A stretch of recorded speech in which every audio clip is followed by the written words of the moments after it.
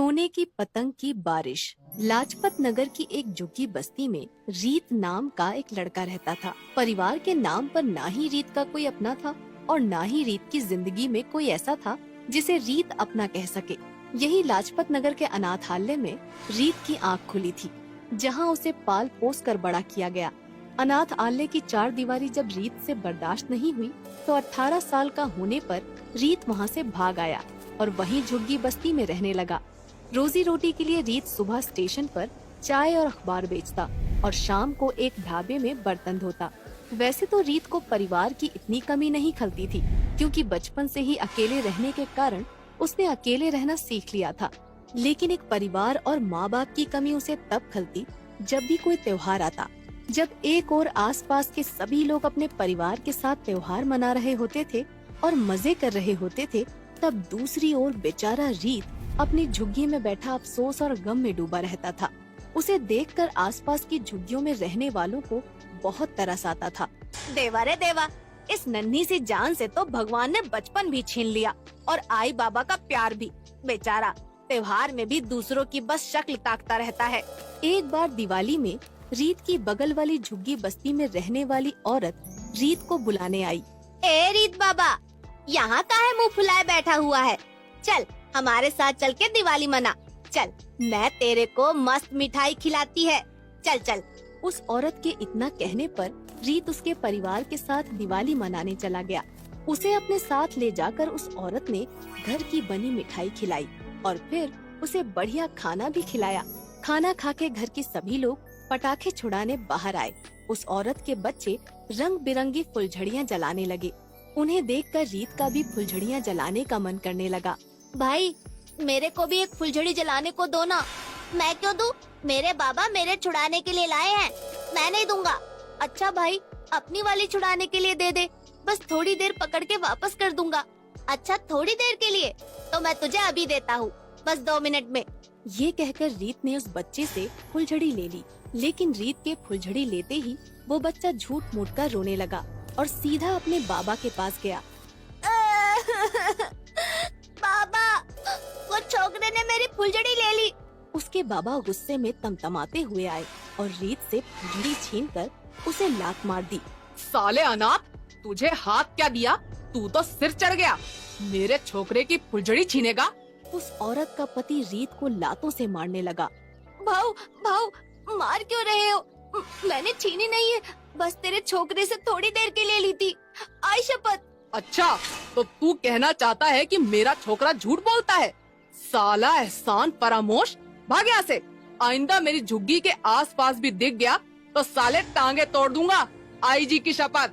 रीत रोता रोता वहाँ से भाग आया और पास के ही गणेश पंडाल में जाकर बैठ गया। गुस्से में वो गणेश जी के सामने अपनी दास्तां सुनाने लगा। हे देवा, एक तो आई बाबा भी नहीं दिए, त्योहार में कोई साथ निभाने वाला भी नहीं दिया, ऊपर से आज एक परिवार के साथ दिवाली मनाने का मौका मिला तो तूने वो भी मुझसे छीन लिया। इतनी ही चिंता है तुझे अपने भक्तों की। रीत रोता जा रहा था और साथ ही साथ भगवान को अपनी दुख भरी कहानी बताए जा रहा था। खैर, समय बीतता गया और रीत फुटपाथ के किनारे रहने लगा। इस तरह बीतते बीतते रीत की जिंदगी में एक और त्योहार आ गया, जो था 15 अगस्त यानी कि स्वतंत्रता दिवस। हाँ, वही दिन जिस दिन लोग घर पर बैठकर छुट्टी का मजा लेते हैं और सावन के बादलों के बीच पूरे दिन छत पर पतंग उड़ाते हैं। रीत को हमेशा से पतंग बहुत पसंद थी, लेकिन बदकिस्मती से उसके पास एक भी पतंग खरीदने के पैसे नहीं थे। वैसे ही बड़ी मुश्किल से रीत का खाने पीने का गुजारा हो पाता था, तो पतंग खरीदना तो दूर दूर तक रीत के बस में नहीं था। लेकिन इसका रीत ने एक रास्ता ढूंढ निकाला था। भले ही वो पतंग खरीद नहीं सकता था, लेकिन जो पतंग कट जाती थी उन्हें तो वो लूट ही सकता था। इसलिए रीत को अब जब भी पतंग उड़ाने का मन करता था, वो आसमान में बस कटी पतंगों की ताक में रहता। जैसे ही कोई पतंग कटती, रीत बिजली की तरह उसके पीछे दौड़ पड़ता और उससे जुड़े थोड़े से मांझे के हिस्से से ही पतंग उड़ा लेता था। एक दिन ऐसे ही आसमान में रीत को एक बहुत सुंदर हरी पतंग दिखी, जो कट के हवा में लहरा रही थी। रीत को हर हाल में वो पतंग चाहिए थी। रीत दौड़ता दौड़ता उसके पीछे गया और बहुत दूर तक उसका पीछा करता गया। आखिरकार रीत ने उस पतंग को पकड़ ही लिया और उसे लेकर वापस आने लगा।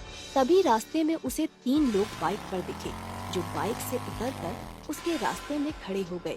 भाऊ, रास्ते से हटने का ना, मेरे को जाने का है। अरे ओ छोकरे, चले जाना, लेकिन पहले ये पतंग तो देता जा। नहीं भाऊ, ये बेचने के लिए नहीं है, ये मैंने पकड़ी है पतंग। ए, हमारी पतंग है ये। इतना ही शौक है तो खुद की पतंग खरीद जाके। लेकिन भाऊ, पतंग तो मैंने पकड़ी है ना, तो अब ये मेरी हुई। ए छोकरे, तू ऐसे नहीं मानेगा, समझाओ रे इसको अच्छे से। ये कहकर वो लोग रीत को मार मार कर उससे पतंग छीन लेते हैं। रीत रोते रोते अपने आप को झाड़ कर उठा और दूर एक सड़क के किनारे जाकर बैठकर रोने लगा। तभी अचानक रीत के बगल में एक पतंग कटकर अपने आप गिर गई। रीत को नहीं पता था कि ये पतंग किसकी थी, क्योंकि इसमें तो डोर ही नहीं थी और ये वाली पतंग तो पहले वाली से भी सुंदर थी। सुनहरी रंग के बिल्कुल सोने की तरह पतंग, लेकिन वो पतंग बहुत भारी थी। रीत को भी ये देखकर बहुत हैरानी हुई कि इतनी भारी पतंग हवा में कैसे उड़ रही है। खैर, रीत उसे लेकर अपने सड़क किनारे के टेंट में ले गया और उसे देखने लगा। पतंग को वो देख ही रहा था कि अचानक उससे पतंग की नोक का हिस्सा टूट गया। रीत को ये देखकर हैरानी हुई कि कागज की जगह वो पतंग किसी धातु की बनी हुई थी। अरे, ये कैसी अजीब पतंग है? इसके सुनहरे रंग से तो ये सोने की लग रही है। नहीं नहीं, ऐसे ही किसी ने रंग चढ़ा दिया होगा। लेकिन एक बार इसे कल सुनार से दिखवा लेता हूँ। रीत अगले दिन वो नोक का टुकड़ा लेकर सुनार के पास गया। सुनार ने उस टुकड़े को सोने की जांच करने वाले पत्थर पर घिस कर देखा। अरे छोकरे, तेरे हाथ इतना खरा सोना कहाँ से लग गया? चोरी किया है क्या? नहीं नहीं भाऊ, मेरी माँ का है, ये असली सोना है। अरे 24 कैरेट खरा सोना है, बेचेगा? हाँ भाऊ, असल में पैसे की बहुत तंगी चल रही है। सुनार ने उस टुकड़े के बदले रीत को 80,000 रुपए दिए। रीत तो इतने सारे पैसे पाकर फूला न समाया, लेकिन उसने इन पैसों को इधर उधर बर्बाद करने की बजाय एक मिठाई की दुकान खरीद ली और धीरे धीरे पतंग के टुकड़े बेचकर वहाँ अच्छे हलवाई और लोग लगा दिए। किस्मत से रीत की वो मिठाई की दुकान चल पड़ी और उसकी खूब कमाई होने लगी। अब तक पतंग का 1/4 हिस्सा भी नहीं बिका था। धीरे धीरे रीत ने कई धंधे खोल लिए और कुछ सालों में रीत बहुत अमीर हो गया। कभी अनाथालय और झुग्गियों में रहा बच्चा आज 24 की उम्र में इतनी सारी दौलत और प्रॉपर्टी का मालिक था और बंगले में रह रहा था।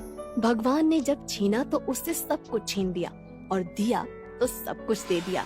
रीत आज भी यही सोचता रहता है कि आखिर वो पतंग आई कहाँ से, जिसने उसकी किस्मत बदल कर रख दी। लेकिन इस बारे में ज्यादा सोचने की बजाय वो भगवान का चमत्कार मानकर इसे भूल गया। रीत ने अपनी पढ़ाई पूरी की, जो कि गरीबी की वजह से अब तक वो पूरी नहीं कर पाया था। शादी करके रीत भी अब अपने परिवार के साथ रहने लगा था और खुशी खुशी अपनों के साथ त्योहार मनाने लगा।